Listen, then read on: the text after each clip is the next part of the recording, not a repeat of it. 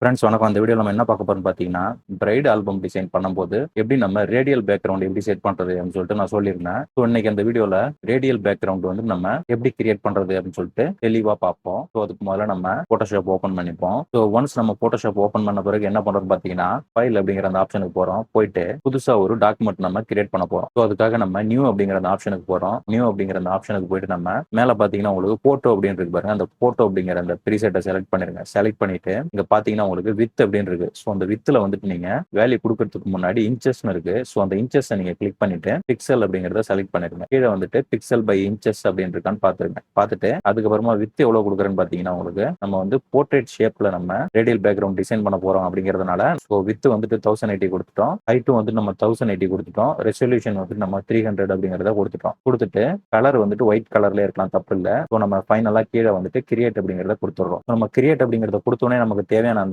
White colour document வந்து நமக்கு create ஆயிடுச்சு. லேயர் ஆப்ஷனுக்கு போங்க. போயிட்டு இந்த பேக்ரவுண்ட் லேயரை செலக்ட் பண்ணிட்டு லாக்கை வந்து ரிலீஸ் பண்ணிடுங்க. லாக்கை ரிலீஸ் பண்ணிட்டு நம்ம என்ன பண்றோம் அப்படின்னா, லேயர் ஆப்ஷன்ல கீழே பாத்தீங்கன்னா உங்களுக்கு அட்ஜஸ்ட்மெண்ட் லேயர் அப்படின்னு சொல்லிட்டு ஒரு ஐக்கான் இருக்கும். ஸோ அந்த ஐக்கானை கிளிக் பண்ணுங்க. கிளிக் பண்ணீங்கன்னா அதுல உங்களுக்கு பாத்தீங்கன்னா மேல இருந்து ரெண்டாவது ஆப்ஷன், அதாவது கிரேடியன்ட் அப்படின்னு சொல்லிட்டு ஒரு ஆப்ஷன் இருக்கும். ஸோ அந்த கிரேடியன்ட் அப்படிங்கிற அந்த ஆப்ஷனை கிளிக் பண்ணுங்க. கிளிக் பண்ணீங்கன்னா உங்களுக்கு இந்த கிரேடியன்ட் எடிட்டரோட அந்த பாக்ஸ் ஓப்பன் ஆகும். ஸோ அதுல போயிட்டு நீங்க கிரேடியன்ட் அப்படின்னு சொல்லிட்டு அந்த ப்ரீசெட் இருக்கு பாருங்க, அதை செலக்ட் பண்ணுங்க. செலக்ட் பண்ணிட்டு இதுக்கு முன்னாடி கிரேடியன்ட் வந்து நம்ம எப்படி இன்ஸ்டால் பண்றது அப்படின்னு நான் ஒரு வீடியோ போட்டிருக்கேன். ஸோ இந்த வீடியோட லிங்க் வந்து நான் டிஸ்கிரிப்ஷன்ல கொடுக்குறேன். அந்த வீடியோவை பார்க்காதவங்க பார்த்து தெரிஞ்சுங்க. அது மூலயமா நீங்க நிறைய கிரேடியன்ஸ் வந்து நீங்க பாக்குற மாதிரி டவுன்லோட் பண்ணி இன்ஸ்டால் பண்ணிக்கலாம். ஸோ நீங்க ஆல்ரெடி இன்ஸ்டால் பண்ணிருந்தீங்க அப்படின்னா இந்த மாதிரி உங்களுக்கு நிறைய கிரேடியன்ட் இருக்கும். ஸோ இதுல போயிட்டு நீங்க மறக்காம உங்களோட ட்ரெஸ் கலர் எந்த கலரோ அந்த கலருக்கு ஏற்ற மாதிரி நீங்க கிரேடியன்ட்டை செலக்ட் பண்ணணும். ஸோ நீங்க செலக்ட் பண்ணக்கூடிய அந்த கிரேடியன்ட் எப்படி இருக்கும்னு பாத்தீங்கன்னா, மறக்காம அதுல ஒயிட் கலரும் நமக்கு கலந்து இருக்கணும். இப்போ நீங்க ரெட் கலரை சூஸ் பண்றீங்க அப்படின்னா ரெட் கலரும் அதுல வந்து ஒயிட் கலரும் மிக்ஸ் ஆகிருக்க மாதிரி இருக்கணும். அதுவே உங்களோட ட்ரெஸ் கலர் வந்துட்டு எல்லோ கலர்ல இருக்கு அப்படின்னா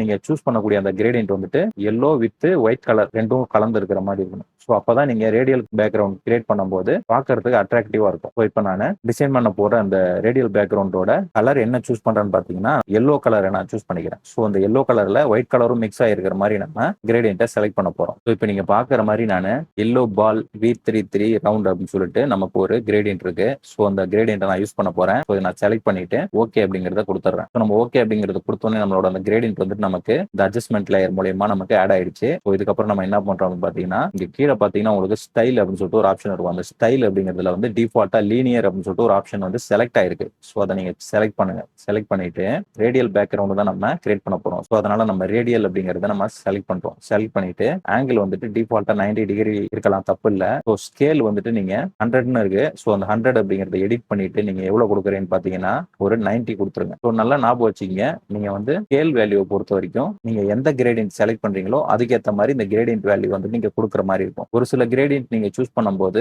ஸ்கேல் வேல்யூ வந்துட்டு டிஃபரெண்டா கொடுக்குற மாதிரி இருக்கும். ஃபார் எக்ஸாம்பிள் 80, 85 கொடுத்தாலே போதும் அப்படிங்கிற அளவுக்கு இருக்கும். ஒன்ஸ் நீங்க பாக்குற மாதிரி இந்த வேல்யூ எல்லாம் நம்ம கொடுத்து முடிச்சிட்ட பிறகு என்ன பண்றோம் பாத்தீங்கன்னா ஓகே அப்படிங்கறத கிளிக் பண்றோம். ஸோ இப்போ நம்ம ஃபைனலா கீழே அந்த லேயர் ஆப்ஷன்ல பாத்தீங்கன்னா உங்களுக்கு கடைசியா ஒரு லேயர் இருக்கும். அதான் நம்ம ஃபர்ஸ்ட் நம்ம கிரியேட் பண்ண அந்த பேக்ரவுண்ட் லேயர். ஸோ அது நமக்கு தேவையில்லை அப்படிங்கறதுனால நம்ம அதை delete கொடுத்துறோம். ஸோ இதுல நான் ஏற்கனவே சொன்ன மாதிரி பிரைட் ஆல்பம் டிசைன் பண்ணும்போது இந்த மாதிரி ரேடியல் பேக்ரவுண்ட் நம்ம கிரியேட் பண்ணிட்டு ஃபைல் அப்படிங்கிற ஆப்ஷனுக்கு போறோம். போயிட்டு என்ன பண்றீங்க அப்படின்னா நீங்க பிளேஸ் எம்பெடட் அப்படிங்கறத கிளிக் பண்ணிட்டு நான் ஒரு எல்லோ கலர்ல ஒரு இமேஜ் நான் ஆல்ரெடி பிரைட் இமேஜ் ஒன்று நான் பேக்ரவுண்டை ரிமூவ் பண்ணிட்டு PNG ஃபார்மேட்ல சேவ் பண்ணிருக்கேன். அதை செலக்ட் பண்ணிட்டு பிளேஸ் அப்படிங்கறத கொடுத்துறேன். ஸோ ஒன்ஸ் நம்ம பிளேஸ் அப்படிங்கறத கொடுத்தோன்னே நம்மளோட இமேஜ் வந்துட்டு ரேடியல் பேக்ரவுண்ட் லேயருக்கு மேல நமக்கு பிளேஸ் ஆயிடுச்சு. ஸோ அதுக்கப்புறம் நம்ம மூவ் டூல கிளிக் பண்ணிட்டு பிளேஸ் அப்படிங்கறத கொடுத்துறோம். ஸோ இதுக்கப்புறம் நம்ம இதோட சைஸை வந்து நம்ம கம்மி பண்ணி இதோட ரேடியல் பேக்ரவுண்டுக்கு சென்டர் பொசிஷன்ல இருக்கிற மாதிரி நம்ம செட் பண்ணணும். ஸோ அதுக்கு முன்னாடி நம்ம லேயர் ஆப்ஷன்ல போயிட்டு மறக்காம அந்த PNG இமேஜ் லேயர் நம்ம செலக்ட் பண்ணிட்டு ரைட் கிளிக் பண்ணிட்டு மறக்காம கன்வெர்ட் டு ஸ்மார்ட் ஆப்ஜெக்ட் அப்படிங்கறத கிளிக் பண்ணணும். ஸோ அப்பதான் நம்ம இந்த இமேஜை நம்ம சின்னதாக்கிட்டு மறுபடியும் பெருசாக்கணும் அப்படின்னா நமக்கு இந்த பிக்சல் வந்துட்டு நமக்கு டேமேஜ் ஆகாது. கன்வெர்ட் டு ஸ்மார்ட் ஆப்ஜெக்ட் கொடுத்துட்டு ஷிஃப்ட்டை ஹோல்டு பண்ணுங்க. ஷிஃப்ட்டை ஹோல்டு பண்ணிட்டு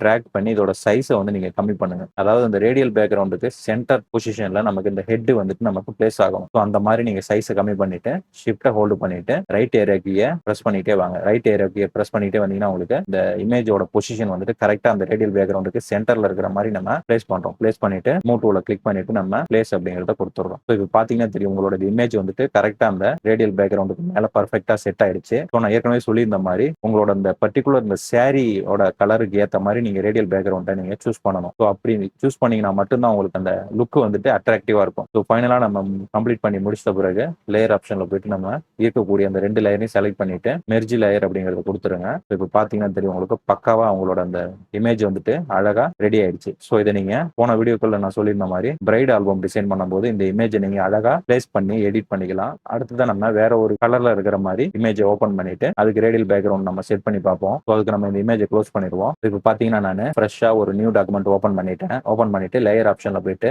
லாக்கை வந்து ரிலீஸ் பண்ணிடுறேன். லாக்கை ரிலீஸ் பண்ணிட்டு கீழே பாத்தீங்கன்னா உங்களுக்கு அட்ஜஸ்ட்மெண்ட் லேயர் அப்படின்னு சொல்லிட்டு ஒரு ரவுண்டா ஒரு ஐக்கான் தெரியுது. அந்த ஐக்கானை கிளிக் பண்ணிட்டு பாத்தீங்கன்னா உங்களுக்கு கிரேடியன்ட் அப்படின்னு இருக்கு. அந்த கிரேடியன்ட் அப்படிங்கிறது செலக்ட் பண்ணிட்டு கிரேடியன்ட் அப்படிங்கிறது நேரா உங்களுக்கு இந்த ப்ரீசெட்டை கிளிக் பண்ணிட்டு நம்ம இந்த வாட்டி ரெட் கலர்ல ட்ரெஸ் இருக்கிற மாதிரி ஒரு இமேஜ் நம்ம பிளேஸ் பண்ண போறோம். ஸோ அதனால நம்ம ரெட் கலர் கிரேடியன்ட் வந்து நம்ம செலக்ட் பண்ண வேண்டியிருக்கு. ரெட் ஸ்கை ஆஃப் மார்ஸ் அப்படிங்கிற ஒரு கிரேடியன்ட் நான் செலக்ட் பண்றேன். செலக்ட் பண்ணிட்டு ஓகே அப்படிங்கறத நான் கிளிக் பண்றேன். ஓகே அப்படிங்கறத கிளிக் பண்ணிட்டு கிரேடியன்ட் ஃபில் அப்படிங்கிற அந்த பாக்ஸ்ல போயிட்டு நம்ம ஏற்கனவே பண்ண மாதிரி ஸ்டைல் அப்படிங்கறத செலக்ட் பண்ணிட்டு ரேடியல் அப்படிங்கறத செலக்ட் பண்றோம். செலக்ட் பண்ணிட்டு ஆங்கிள் வந்துட்டு நமக்கு டிஃபால்ட்டா 90 டிகிரி இருக்கு. ஸோ 90 டிகிரி அப்படிங்கிறது நமக்கு ஓகே தான். ஸோ நம்ம அடுத்ததான் நம்ம ஸ்கேல் அப்படின்னு இருக்கு பாருங்க. அந்த ஸ்கேல் அப்படிங்கறத டிஃபால்ட்டா 100 அப்படின்னு இருக்கு. ஸோ அதை செலக்ட் பண்ணிட்டு எடிட் பண்ணிட்டு நம்ம ஒரு 90 அப்படிங்கறத கொடுத்துருவோம். ஸோ 90 அப்படிங்கறத கொடுத்துருவோம். ஏற்கனவே சொன்ன மாதிரி நம்ம இந்த பர்டிகுலர் ரெட் கலர் கிரேடியன்ட்டுக்கு இந்த 90 அப்படிங்கிற வேல்யூ ஓகேவா இருக்கு. நீங்க வேற ஏதாவது கிரேடியன்ட் செலக்ட் பண்றீங்க அப்படின்னா அந்த கிரேடியன்ட்டுக்கு எவ்வளவு வேல்யூ கரெக்டா இருக்குன்னு பார்த்துட்டு அதுக்கேற்ற மாதிரி ஸ்கேல் வேல்யூ வந்து நீங்க கொடுத்துருங்க. கொடுத்துட்டு நீங்க ஃபைனலா ஓகே அப்படிங்கறத கிளிக் பண்றீங்க. ஓகே அப்படிங்கறத கிளிக் பண்ணிட்டு இப்போ நீங்க